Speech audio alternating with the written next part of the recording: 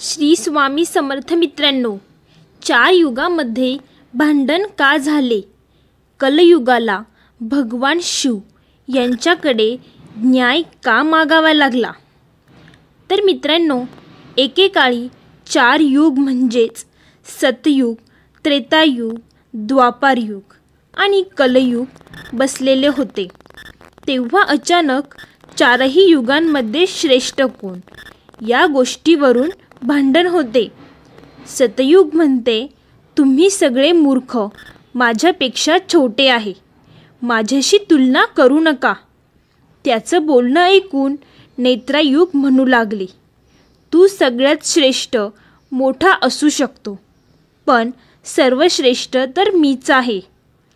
तेवढ्यात द्वापार युग म्हणाले, तुमच्या सगळ्यांमध्ये सर्वश्रेष्ठ तर मीच आहे. तिघांचेही बोलणे ऐकून कलयुग म्हणाले, तुमच्या तिघांमध्ये सर्वश्रेष्ठ तर मी आहे. भांडण वाढल्यानंतर चौघांनी निर्णय घेतला की आपण आपापसात निर्णय घेऊ शकत नाही. त्यामुळे कोण सर्वश्रेष्ठ आहे याचा निर्णय तर देवांचे देव महादेवच घेऊ शकतील. चौघांनीही मिळून भगवान शिव यांचे निवासस्थान कैलास पर्वतावर जाण्याचे ठरवले. तेथे पोहोचल्यानंतर भगवान शिव यांनी चौघांनाही सन्मानाने त्यांच्या दरबारात बसवले आणि विचारले, येथे येण्याचे कारण काय आहे? सगळे युग म्हणतात की भगवान शिव, आमच्या चौघांमध्ये भांडण झाले आहे. तुम्ही सांगा की आमच्यामध्ये सर्वश्रेष्ठ कोण आहे?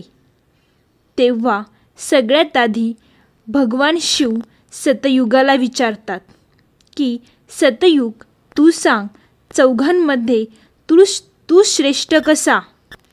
ते ऐकून सतयुग म्हणतो की व्यक्ती कधीही आयुष्यापेक्षा मोठा नसतो. मी तर असं ऐकलं आहे की व्यक्ती त्याच्या गुणांनी मोठा होतो. भगवान शिव यांनी सतयुगाचे हे बोलणे स्वीकार केले आणि म्हणाले, तू अशा प्रकारे सर्वश्रेष्ठ होऊ शकत नाही. सतयुग म्हणू लागले, भगवान, माझ्या युगामध्ये लोक इतके बलशाली होते की त्यासाठी भगवान विष्णू यांना अवतार घ्यावा लागला. भगवान नरसिंह अवतार, वराह अवतार माझ्या काळामध्ये झाले. तेव्हा त्रेतायुग म्हणाले की प्रभू श्री विष्णू यांचा अवतार होण्यामुळे कोणी सर्वश्रेष्ठ होऊ शकतो का? माझ्या वेळी भगवान श्रीराम यांचा अवतार झाला होता, ज्यांनी विश्वाला मर्यादेचा धडा शिकवला. आणि तुम्ही बलवान असण्याविषयी बोलता तर कुंभकर्ण, रावण यासारखे बलशाली माझ्या युगामध्ये झाले होते. अशा प्रकारे सतयुग सर्वश्रेष्ठ होऊ शकत नाही. जेव्हा द्वापार युगाने हे ऐकले तेव्हा द्वापार युग म्हणाले, प्रभू, हे असे श्रेष्ठ सर्वश्रेष्ठ कसे होऊ शकतात? जेव्हा माझे युग होते तेव्हा भगवान श्रीकृष्णांचा अवतार झाला, जे 16 कल्याणी युक्त पूर्ण परमात्मा होते. त्यांनी जे काही विराट रूप दाखवले होते तसं साक्षात रूप भगवान विष्णू यांनी सुद्धा दाखवले नाही.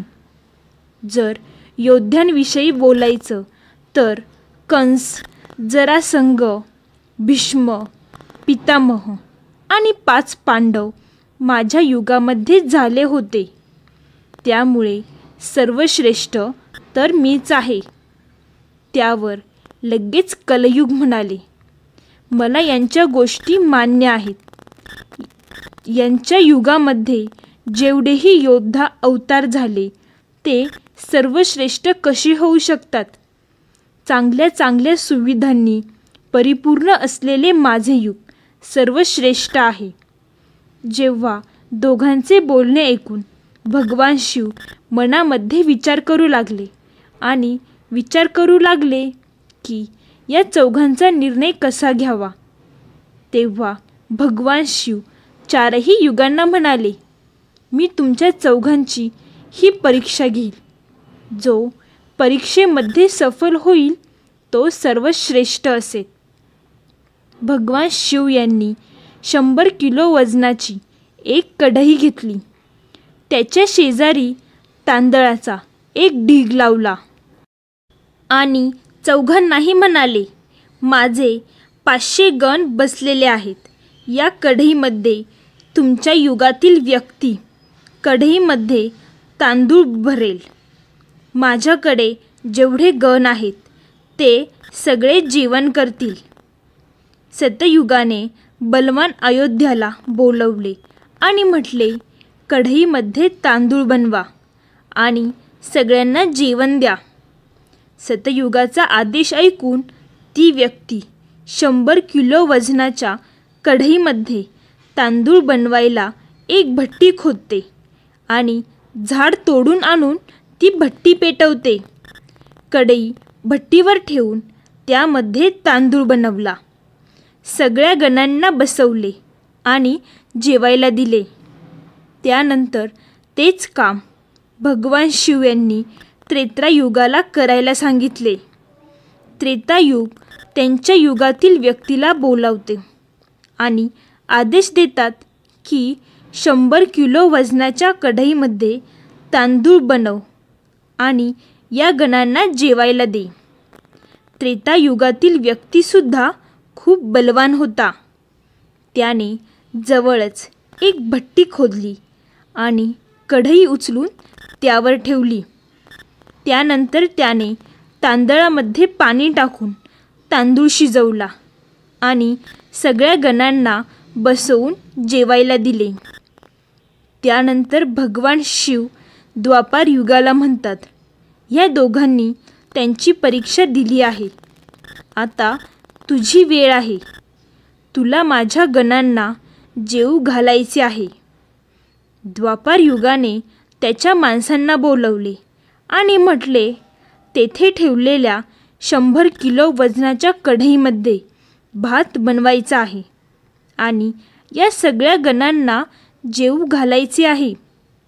द्वापार युगातील व्यक्तीसुद्धा एक भट्टी खोदते, लाकडं एकत्र करते आणि त्यांचे पूर्ण ताकद लावून दोन्ही हातांनी त्या कढईला उचलते आणि त्या भट्टीवर ठेवते.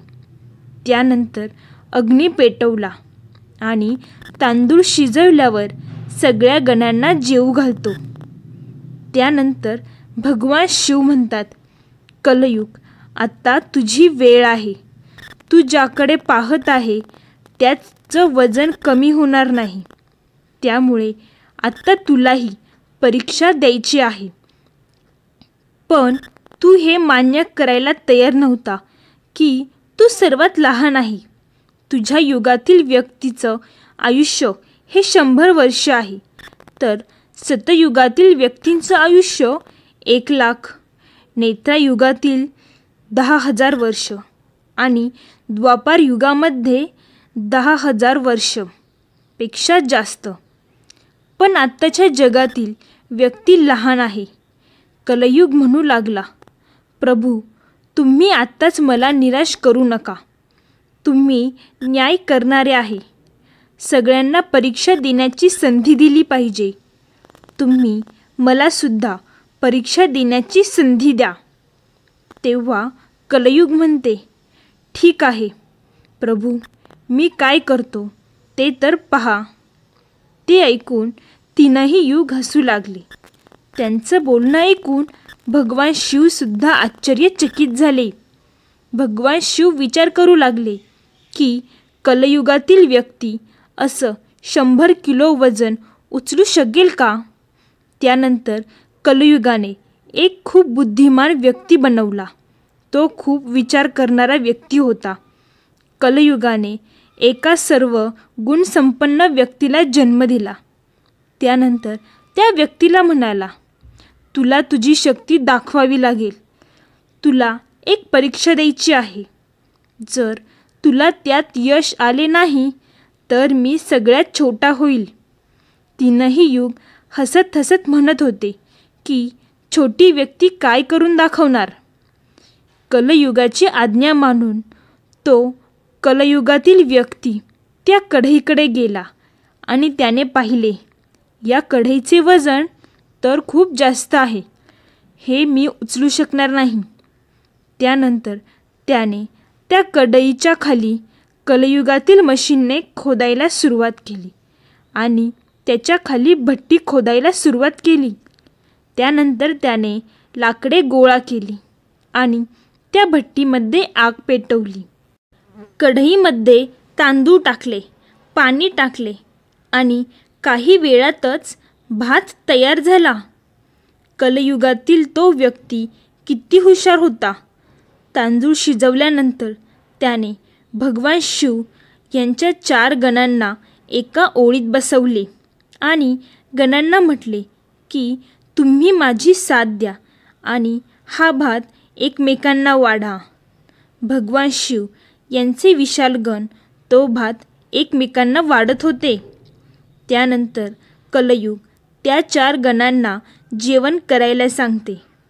भगवान शिव यांचे सगळे गण प्रसन्न होऊन जेवण करतात. कलयुगातील व्यक्तींनी उरलेल्या गणांना सुद्धा जेवू घातले. त्यानंतर ती व्यक्ती कलयुगाजवळ आली आणि म्हणाली, मी तुमचे काम केले आहे.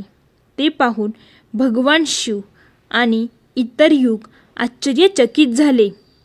तेव्हा कलयुग म्हणाले, तुम्हीच निर्णय करा की आमच्यामध्ये सर्वश्रेष्ठ कोण आहे. भगवान शिव विचार करू लागले आणि विचार करून उत्तर दिले की मी तुमची चौघांचीही परीक्षा घेतली. जेव्हा सतयुगातील व्यक्ती आला तेव्हा त्याने त्याच्या शक्तीचा प्रयोग केला. जेव्हा त्रेतायुगाची वेळ आली तेव्हा त्यांनीही तसंच केले आणि तसेच द्वापार युगाने सुद्धा केले. पण कलयुगातील व्यक्ती किती हुशार होती. ती कढई हलवू शकत नव्हती. तिने त्यातच भात बनवला आणि त्यांच्या बुद्धिमत्तेने माझ्या 4 गणांना त्यांच्या मदतीसाठी बोलवले. मग त्यांचे चौघांनी जेवण वाढले आणि स्वतःही जेवण केले. तेव्हा कलयुगातील व्यक्ती बसून राहिला तो बुद्धिमान व्यक्ती ठरला.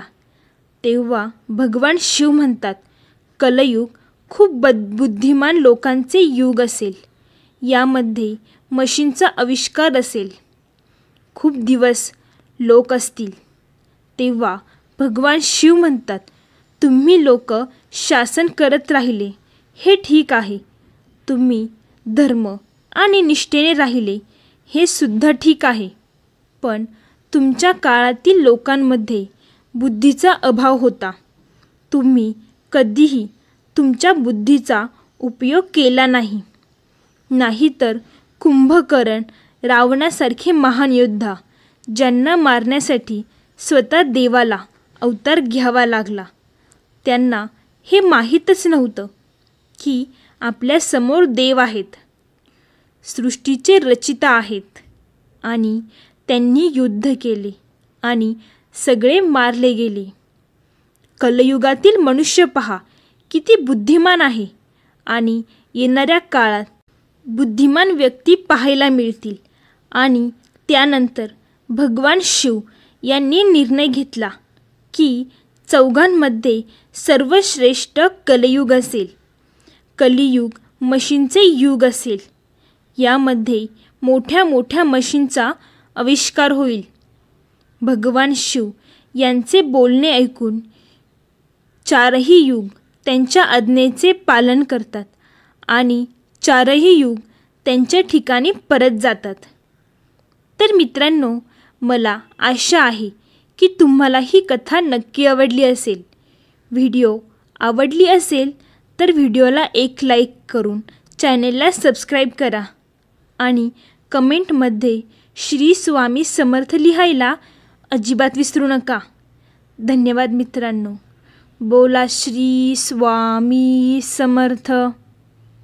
ओम नमः शिवाय.